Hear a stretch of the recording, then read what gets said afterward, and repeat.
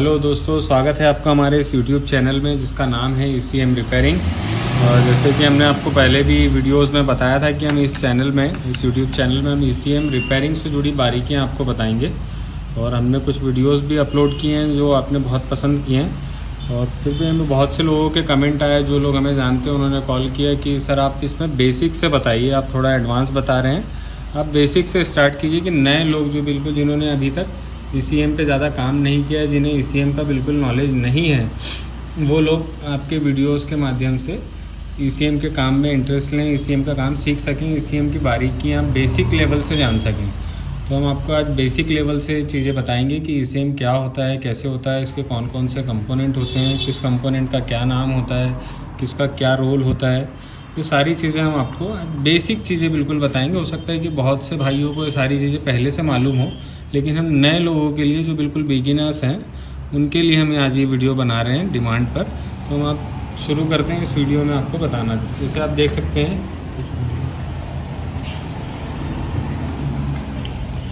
जब ECM आपके पास आता है, कोई मैकेनिक अगर ECM लेकर के आता है तो ECM इस कंडीशन में होता है, ये ऐसा पैक रहता है ECM, ये सील पैक कवर्ड ECM है। तो इसे जब ये स्क्रू से ये कसा हुआ होता है, जब हम इसे खोलते हैं तो ECM इस तरीके से ये ऐसा खुला हुआ मिलता है ECM। तो देखिए ये एक दूसरा ECM है, ये ऐसे पैक रहते हैं ECM। जब हम इसके स्क्रू खोलते हैं, बहुत सावधानी से स्क्रू खोलने पड़ते हैं इसके, और खोलने के बाद जब ECM खुलता है तो ये कंडीशन होती है ECM की। ये ऐसे इस तरीके से ECM होता है। ये पूरा एक ही बोर्ड है, ये इसका दो साइड होती है। तो ये आपको खुलने के बाद ECM इस तरीके से मिलेगा। फिर उसके बाद आप इसमें देख सकते हैं अलग अलग ECM पे हम आपको आज बताएंगे, सारी चीज़ें इसमें बारीकी से हम बताने की कोशिश करेंगे। तो देख सकते हैं ये ECM है, ये वाला जैसे ECM है, ये N2 ECM है। ये सिर्फ पेट्रोल में लगा हुआ था, ये पेट्रोल ECM है। ये 17C55 ECM है जो डीजल गाड़ियों में इस्तेमाल होता है, खासकर महिंद्रा की गाड़ियों में ज़्यादा यूज़ हुआ है। तो जैसे ये ECM देखिए N2, ये इसमें ये दो कपलर हैं, इन्हें कपलर कहा जाता है। ये दो कपलर वाला ECM है। ये 17C55 सिंगल कपलर का ECM है। अब इससे आपको समझ में आ गया होगा सिंगल कपलर डबल कपलर किसे कहते हैं। ये सिंगल कपलर का ECM है, ये डबल कपलर का ECM है। तो इसमें आप अंदर देख सकते हैं ये पिन्स लगी होती हैं। दो कपलर का है, इसमें दोनों में अलग अलग पिन्स लगी हुई हैं। ये सिंगल कपलर का है, इसमें एक साथ सारी पिन्स लगी हुई हैं। अब ये पिन्स कहाँ मिलती है ECM में, तो ये पिन्स जुड़ी होती है इन बारीक पिनों से। यही वो पिन है जो आपको उधर सामने कपलर पे देखने मिल रही थी। तो इसमें जैसे जो पिन ऊपर है वो यहाँ आपको नीचे साइड में ये मिलेगी, जो वहाँ सबसे ऊपर दिख रही है वो यहाँ सबसे नीचे रहेगी वो पिन। ठीक है दोस्तों, तो आपका कपलर तो आपको समझ में आ गया होगा कपलर और पिन क्या होते हैं। अब इसका पिन का कपलर का रोल क्या रहता है कि आपने देखा होगा जब ECM गाड़ी में लगा होता है तो इसमें वायर्स लगे हुए होते हैं, जो गाड़ी के एक्चुएटर्स से, सेंसर से जो वायर आते हैं वो यहाँ लगे हुए होते हैं, और वो वायर इन पिन से कनेक्ट होते हैं। ठीक है, तो जो भी सिग्नल आ रहा है, सप्लाई आ रही है, ग्राउंड आ रही है, वो इन पिन्स के थ्रू ही इनपुट और आउटपुट होता है। कपलर के जो पिन्स का रोल है वो इनपुट और आउटपुट के लिए इसका रोल होता है। तो इतना तो मैं उम्मीद करता हूँ कि आप समझ गए होंगे। आगे की चीज़ें मैं आपको बताऊँ तो ये अलग अलग ECM आप देख लीजिए। ये मैग्नेट मरेली का ECM है, इसमें भी डबल कपलर है, एक बड़ा कपलर है, एक छोटा कपलर है। इसकी भी पिन्स ये यहाँ आपको पिन्स इसके देखने मिल जाएगी। अब इसके बाद ये आपका पिन सेगमेंट तो हो गया। इसके बाद ये जो जितने आपको कंपोनेंट दिख रहे हैं इसकी भी आपको जानकारी होनी चाहिए कि किस कंपोनेंट को क्या बोलते हैं, किस कंपोनेंट का क्या नाम है और इनका क्या रोल है। तो सबसे पहले मैं जैसे आपको दिखा दूं कि यहाँ ये जैसे ये IC दिख रही है, ये एक IC है, ये IC है, यहाँ ये एक IC है, ये एक छोटी IC यहाँ है। तो ये इन ICयों के क्या क्या नाम है, इनके क्या क्या रोल हैं। तो ये जैसे ये आपको IC दिख रही है, तो ये दोस्तों ये पावर IC है, आपने नाम सुना होगा पावर IC। तो ये 17C55 की ये पावर IC है डीजल गाड़ियों में, और ये इसकी सिस्टम IC है, ये इसकी थ्रोटल IC है। इसके बारे में हमने एक वीडियो भी ऑलरेडी बनाया है, वो आप देख सकते हैं। और ये जो है ये इसकी इंजेक्टर IC है। ये पावर IC, ये सिस्टम IC, ये थ्रोटल IC और ये इंजेक्टर IC। वहीं आप देखेंगे पेट्रोल गाड़ी में, जैसे ये सिर्फ पेट्रोल का ECM है, इसका N2 नाम है। तो इस ECM में क्या होता है, पेट्रोल ECM में ज़्यादातर ये होता है कि जो सिस्टम IC, पावर IC और इंजेक्टर IC तीनों को मिला करके एक IC बना दी होती है। इसमें अलग अलग IC नहीं मिलेगी आपको, सिस्टम, पावर और इंजेक्टर, इन तीनों के लिए ये एक कॉमन IC बना दी। इसी एक IC से सिस्टम IC के भी काम हो रहे हैं, पावर IC के भी काम हो रहे हैं और इंजेक्टर IC के भी काम हो रहे हैं। तो ये एक बेसिक डिफरेंस होता है डीजल ECM में और पेट्रोल ECM में। कंपैरिजन वाइज अगर बात करें तो पेट्रोल ECM में काम करना थोड़ा ज़्यादा इजी होता है डीजल ECM के कंपैरिजन में। जैसे ये भी है, ये स्विफ्ट डीजल का ECM है, जो डीजल वाली स्विफ्ट कार होती है उसमें ये ECM लगा होता है J10 J20। तो ये तो आप समझ गए होंगे कि ये पावर IC है, ये सिस्टम IC है, ये थ्रोटल IC है, ये इंजेक्टर IC है। अब इनके रोल क्या क्या हैं? जैसे ये पावर IC है, जो गाड़ी से जो सप्लाई मिलती है ECM को, बैटरी से जो पॉजिटिव नेगेटिव आता है, तो वो सबसे पहले पावर IC रिसीव करती है। और पावर IC का काम ये होता है कि ये जैसे 12 वोल्ट इसे रिसीव हुआ तो ये इस बोर्ड में अलग अलग सप्लाई की ज़रूरत होती है। हर IC की रिक्वायरमेंट अलग अलग होती है वोल्टेज की। किसी IC को 5 वोल्ट चाहिए होते हैं, किसी को 12 वोल्ट भी चाहिए, 5 वोल्ट भी चाहिए, 3.3 भी चाहिए। जैसे इंजेक्टर IC से 12 वोल्ट भी चाहिए, इसे 3.3 वोल्ट भी चाहिए, 5 वोल्ट भी चाहिए। तो वो सारे वोल्टेज जो बनाएंगी वो ये पावर IC बनाती है। और ये पावर IC 12 वोल्ट को कन्वर्ट करके अलग अलग वोल्टेज सप्लाई बनाती है, और जो जहाँ भी बोर्ड में उस वोल्टेज की ज़रूरत होती है ये उसे पहुँचाती है। मेन काम पावर IC का ये होता है। और इसमें और कुछ एक्स्ट्रा फीचर्स भी होते हैं, जैसे ये सेंसर्स के लिए 5 वोल्ट सप्लाई भी आउट करती है। जहाँ भी 5 वोल्ट की ज़रूरत होगी, 3.3 वोल्ट की ज़रूरत होगी, तो ये IC उस वोल्टेज सप्लाई को बना करके देने का काम करती है। तो ये कैसे काम करती है कि सिर्फ ऐसा नहीं है कि इसे 12 वोल्ट रिसीव हो गए बैटरी से और ये अपना पूरा काम करना शुरू कर दे। इसकी भी रिक्वायरमेंट होती है, इसे वोल्टेज भी चाहिए, इसे ग्राउंड भी चाहिए, इसे CPU से इनपुट सिग्नल भी चाहिए होते हैं। उसी इनपुट सिग्नल पे काम करके ये आउटपुट देती है। तो वो जो सिग्नल्स के काम होते हैं वो CPU से इसे सिग्नल रिसीव करने होते हैं। वो CPU से जब तक इसे सिग्नल नहीं मिलेंगे, इनपुट सिग्नल नहीं मिलेंगे, तो ये अपना आउटपुट नहीं देगी। इस IC की जब सारी रिक्वायरमेंट पूरी कंप्लीट हो जाएगी, इसे वोल्टेज भी मिल जाएगा, ग्राउंड मिल जाएगा, इसे इनपुट सिग्नल मिल जाएंगे, तभी ये IC अपना आउटपुट देती है। तो आपको ये सारी जानकारी रहनी चाहिए कि सिर्फ एक 12 वोल्ट से काम नहीं होता, इससे और भी जो रिक्वायरमेंट होती है वो इसकी कंप्लीट होनी चाहिए, तभी ये अपना आउटपुट देगी। इसमें और डिटेल वीडियो हम अलग से बनाएंगे कि सारे सेगमेंट का इसी एक वीडियो में नहीं बता सकते हम आपको सारी चीज़ें। हर IC पे हम डिटेल वीडियो अलग से अपलोड करेंगे, आप यहाँ आगे देख सकते हैं हमारे वीडियोस को। तो ये पावर IC का हो गया।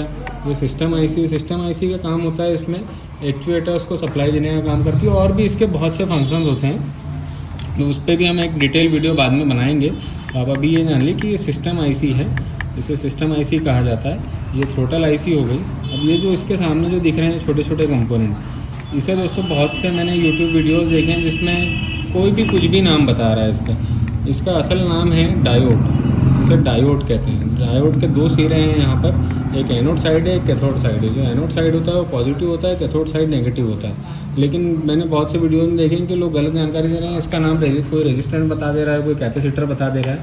तो आप ध्यान रखेंगे कि ये जो है ये डायोड है। रेजिस्टेंस किसे कहते हैं दोस्तों, तो वो मैं आपको दिखा दूँगी। देखिए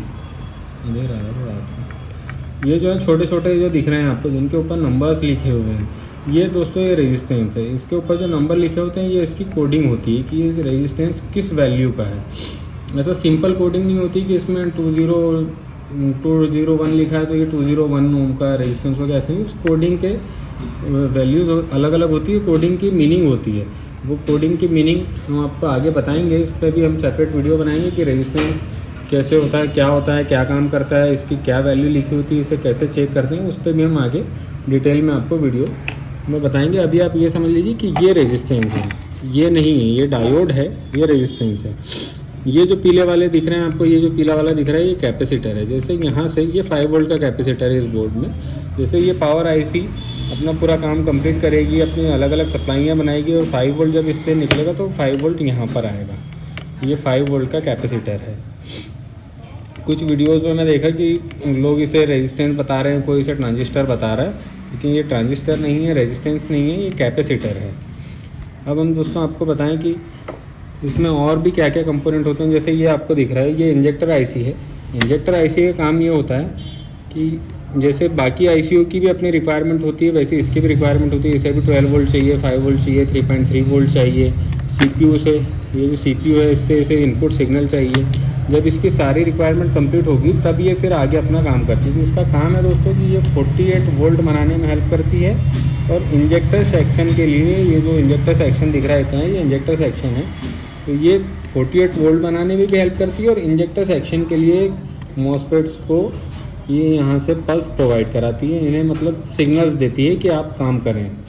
और कितना काम करना है, क्या काम करना है, वो ये उन्हें सिग्नल्स प्रोवाइड करती है। तो आप समझ गए होंगे ये इंजेक्टर आईसी का रोल। अब ये जो कंपोनेंट लगे हुए हैं, जैसे कि 620 TG डायोड है इसमें, इसका भी काम होता है कि ये 48 वोल्ट बनाने में हेल्प करता है। आगे जैसे मैं बता दूं आपको, ये एक छोटा डायोड लगा हुआ है। ये जो ग्रीन वाले दिख रहे हैं ये कॉइल्स होती हैं। ये यहाँ जो लगे हैं ये 48 वोल्ट के डायोड हैं, आपने हमारे वीडियोज़ में भी देखे होंगे। ये UP20 है, इसे भी लोग कोई मॉसफेट बता दे रहा है, कोई कुछ बता दे रहा है। ये UP20 डायोड है, ये मॉसफेट नहीं है। दिख रहा है आपको मॉसफेट जैसे, लेकिन ये मॉसफेट नहीं है, ये डायोड है। तो ये सारी चीज़ें आपको मालूम रहनी चाहिए। आप अगर आप इसे मॉसफेट समझ करके चेकिंग करेंगे तो फिर गलत हो जाएगा। इसे डायोड की तरह चेक करना होगा, और डायोड कैसे चेक करते हैं वो हम आपको आगे डिटेल में समझाएंगे। अब ये जो आपको दिख रहा है दोस्तों, ये होता है CPU। जैसे इंसान के शरीर में दिमाग का जो रोल होता है, वैसे ही इलेक्ट्रॉनिक्स डिवाइस में, कोई भी इलेक्ट्रॉनिक्स डिवाइस हो, लैपटॉप हो या और भी कोई भी डिवाइस हो, मोबाइल हो, कंप्यूटर हो, सब में एक CPU होता है। वैसे ही इस ECM का ये CPU है, ये इस ECM का दिमाग है। जो भी सेंसर से सिग्नल आएंगे, जो सिग्नल रिसीव होंगे वो CPU रिसीव करेगा। एक्चुएटर से जो बात होगी इसकी, तो वो भी सिग्नल, वो भी सारी चीज़ें इस पर रहेगी जो सेंसर से सिग्नल लेगा, और उस सिग्नल के आधार पर ये एक्चुएटर्स को कमांड देता है कि अब आपको काम स्टार्ट करना है। तो सारा कुछ जो भी इसका मैनेजमेंट है, पूरे बोर्ड का सारा कुछ मैनेजमेंट CPU पे रहता है। इस CPU के सिग्नल्स पे ही सारी आईसियाँ काम करती है, इसी के सिग्नल के आधार पे एक्चुएटर्स काम करते हैं। तो सबसे अहम रोल होता है CPU का। और CPU भी दोस्तों इसी में दो टाइप के आते हैं। कि ये CPU है जिसमें आपको ये पिंस दिख रही है यहाँ पर। एक ECM होता है, मैं आपको दिखा दूँ कहाँ गया हमारा, ये देखिए, एक CPU होता है, ये भी CPU है, इसमें आपको पिंस नहीं दिख रही हैं। तो ये ऐसे दो टाइप के, ये देखिए आजू बाजू में दिखा देते हैं आपको। एक ये CPU जिसमें पिन नज़र नहीं आ रही है, एक ये CPU जिसमें पिन नज़र आ रही है। अब हम जैसे इसमें आपको दिखा दें कि मॉसफेट क्या होता है। तो जैसे कुछ वीडियोस में लोग बता रहे हैं कि ये IC है, ये IC नहीं है दोस्तों, ये मॉसफेट है। ये इंजेक्टर सेक्शन के मॉसफेट हैं। हाई साइड और लो साइड के दो साइड होते हैं। जैसे इंजेक्टर में दो वायर होते हैं, एक हाई साइड का, एक लो साइड का। तो ये 4 इंजेक्टर हैं, तो चार वायर ये हो गए, 4 वायर ये हो गए। एक इंजेक्टर पे 2 वायर जाएंगे, एक यहाँ से एक यहाँ से।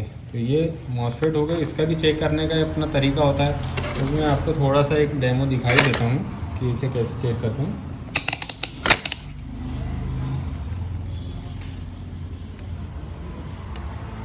मॉसफेट में दोस्तों ये तीन इसके पिन्स होती हैं। एक इसमें 3 हिस्से होते हैं, 3 पिन्स होती हैं, गेट, ड्रेन और सोर्स। ये इसका गेट हो गया, ये इसका ड्रेन है, और ये इसका सोर्स वाला हिस्सा। तो मैं आपको इसकी चेकिंग दिखा देता हूँ। इसकी जो चेकिंग होती है सोर्स और ड्रेन के बीच में, देखिए दोस्तों, ये इसकी वैल्यू ऐसे वैल्यूज़ आती है। अब जो इसकी वैल्यू है, ये सारे मॉसफेट सेम है, तो वही वैल्यू आपको इसमें भी मिलेगी, वही वैल्यू आपको इसमें भी मिलेगी, वही वैल्यू आपको इसमें भी मिलेगी। अगर आप टॉप पलट करके कर देंगे तो वैल्यूज़ नहीं आएगी। इसे चेक करने का सही तरीका आपको मालूम होना चाहिए। जैसे आपने चेक किया, ये जो यहाँ वैल्यू आई 500 कुछ, और अगर आप यहाँ चेक कर रहे हैं और वो वैल्यू आ गई कुछ 700 आ गई या 200 आ रही है, तो समझ जाइए कि वो एक मॉसफेट आपका गड़बड़ है। आपको उसे फिर निकाल करके अच्छे से चेक करना पड़ेगा। फिर भी वैल्यू सही नहीं आ रही तो आपको वो मॉसफेट बदलना पड़ेगा। ECM में सबसे ज़्यादा प्रॉब्लम होती है डीजल गाड़ियों में कि मॉसफेट, कोई भी एक मॉसफेट ख़राब हो जाता है तो सबसे ज़्यादा प्रॉब्लम इंजेक्टर सेक्शन में मॉसफेट में ही आती है। साथ में और प्रॉब्लम कहाँ आती है दोस्तों, ये देखिए यहाँ जो छोटे छोटे रेजिस्टेंस लगे हुए हैं, इन रेजिस्टेंस की भी चेकिंग होती है। चेक करने का तरीका होता है जिसमें हम आपको आगे डिटेल में बताएंगे। एक एक कंपोनेंट पे हम अलग अलग वीडियो बनाएंगे कि किस कंपोनेंट को क्या बोलते हैं, क्या नाम है, क्या काम करता है, कैसे चेक करते हैं, कैसे उसे निकाला जाता है, कैसे बदला जाता है। वो पूरी एक एक कंपोनेंट पे हम आगे आपको डिटेल वीडियो बताएंगे। अभी हम शॉर्ट में मोटा मोटा आपको बता दे रहे हैं। तो ये रेजिस्टेंस लगी हुई है दोस्तों, छोटी छोटी रेजिस्टेंस। अमूमन ज़्यादातर मैक्सिमम यही होता है कि ये रेजिस्टेंस अपनी वैल्यू चेंज कर जाती है, ख़राब हो जाती है। इसकी जो वैल्यू है, जो इस पर कोड लिखे हुए हैं, उस वैल्यू से शिफ्ट कर जाती है। इसकी वैल्यू या तो बढ़ जाती है या घट जाती है, या ये शॉर्ट हो जाते हैं। तो यही सबसे ज़्यादा प्रॉब्लम आती है। और इन छोटे छोटे रेजिस्टेंस का बहुत अहम रोल होता है ECM के अंदर, चाहे ये कहीं पर भी लगे हों, खासकर इंजेक्टर सेक्शन में। अगर एक ये छोटा सा भी एक रेजिस्टेंस अगर यहाँ ख़राब हो जाए तो आपका ये पूरा इंजेक्टर सेक्शन काम नहीं कर पाएगा। तो आपको ये रेजिस्टेंस भी चेक करते आनी चाहिए कि कौन सा रेजिस्टेंस क्या वैल्यू दे रहा है, उस पर जो कोड लिखे हैं तो उसके कोड की क्या मीनिंग है और उसे कैसे चेक करना है और कैसे आप समझेंगे कि सही है या ख़राब है। कई बार होता है कि रेजिस्टेंस की चेकिंग में कुछ रेजिस्टेंस ऐसे होते हैं जिसे आप कंटिन्यूटी पे चेक करेंगे तो बीप देगा, कुछ रेजिस्टेंस ऐसे होते हैं जो बीप की आवाज़ नहीं करते हैं, तो वो भी आपको मालूम होना चाहिए कि कौन से रेजिस्टेंस बीप की आवाज़ करेंगे, कौन से रेजिस्टेंस बीप की आवाज़ नहीं करेंगे। अब जैसे दोस्तों ये यहाँ पर दिखा दीजिए आप, ये जो है ये अब दिख तो रहे हैं मॉसफेट के जैसे दिखने में बिल्कुल मॉसफेट की तरह, लेकिन दोस्तों मैं बता दूं ये मॉसफेट नहीं है, ये डायोड है। अब आप कहेंगे कि सर आपने डायोड बताया था कि ऐसे छोटे से डायोड रहते हैं, तो ये कैसे डायोड हो गया? इसमें आपने बताया था कि एनोड और कैथोड रहता है, तो यहाँ कैसे इसमें ये इतनी 3-3 4-4 लेग दिख रही है, 3 लेग दिख रही है? मैं आपको बता दूं कि ये भी डायोड है और ये भी डायोड है। ये सिंगल डायोड है और ये डबल डायोड है। डबल डायोड मतलब ये एक डायोड का ये एक सेक्शन हो गया और ये एक सेक्शन, ऐसे ये डबल डायोड है। खैर इस ECM में एक ही साइड का एक सिंगल ही यूज़ किया गया है। ये वाली जो है ये नॉट कनेक्टेड है, NC है इसमें, लेकिन ये भी डायोड है। तो आपको समझना चाहिए कि क्या मॉसफेट है क्या डायोड है। ज़्यादातर हम देख रहे हैं यूट्यूब वगैरह से जो आप नॉलेज ले रहे हैं तो उसमें आपको हर चीज़ एक ही जैसे बता दी जा रही है कि ये भी मॉसफेट है, ये भी मॉसफेट है। ऐसा नहीं है, ये डायोड है, इसकी चेकिंग अलग होती है, इसकी चेकिंग अलग होती है। ऐसे ही सेम इसमें ट्रांजिस्टर भी होते हैं, जिसको देख करके आपको लगेगा कि ये भी तो मॉसफेट ही है, लेकिन ऐसा नहीं है। ECM बोर्ड में ट्रांजिस्टर भी होते हैं, हम आपको आगे कभी ट्रांजिस्टर पे भी वीडियो बना करके दिखाएंगे। अब ये जो बड़े बड़े दिख रहे हैं ये क्या है?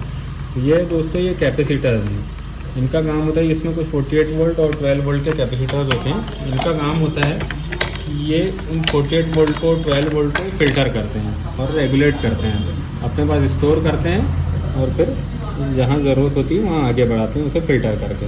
तो ये कैपेसिटर्स हैं।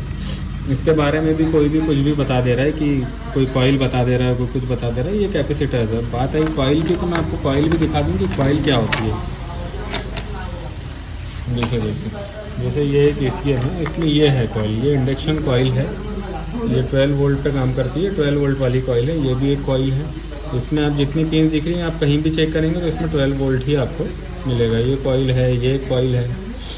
ये कैपेसिटर लगे हुए हैं, छोटे कैपेसिटर छोटी सप्लाई के लिए, बड़े कैपेसिटर बड़ी सप्लाई के लिए है। इसका देखिए ये इंजेक्टर सेक्शन है, ये इसके मॉसफेट हैं, ये डायोड है P20 जो मैंने आपको बताया था F20। इसमें जैसे ये सिस्टम IC है, ये पावर IC है, ये इसका CPU है, ये इसका इंजेक्टर सेक्शन का काम है, इंजेक्टर IC है, ड्राइवर ICs हैं इसमें।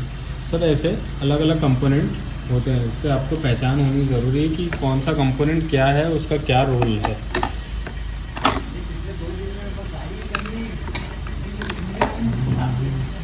अब जैसे दोस्तों ये मैंने आपको इसमें बताया कि ये इंजेक्टर IC है, एक सिंगल इंजेक्टर IC जो 48 वोल्ट बनाने में भी हेल्प कर रही है और इंजेक्टर के मॉसफेट के लिए पल्स भी प्रोवाइड कर रही है। अब जैसे आप इस ECM में आते हैं तो इसमें ये 3 IC लगी हुई है अलग अलग। इन तीनों IC का मिलकर के काम ये है कि ये 48 वोल्ट बनाने में भी हेल्प करती है और इंजेक्टर सेक्शन में भी काम करती है। तो ऐसे दोस्तों ये अलग अलग ECM हमने आपको दिखाए।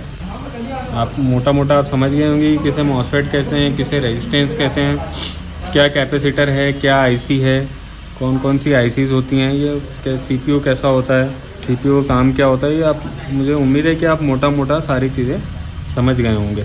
ECM का काम दोस्तों बहुत ज़्यादा मुश्किल काम नहीं है, मेरे हिसाब से बहुत आसान काम है। थोड़ी इसमें मेहनत लगती है, अगर आपको प्रॉपर गाइड करने वाला कोई मिल जाता है, कोई अच्छा टीचर, कोई अच्छा ट्रेनर प्रॉपर गाइड करने आपको मिल जाता है, तो ECM का काम बहुत ज़्यादा मुश्किल काम नहीं है। बहुत कम समय में, मैक्सिमम 1 से 1.5 महीने की प्रैक्टिस में आप ECM के काम सीख सकते हैं।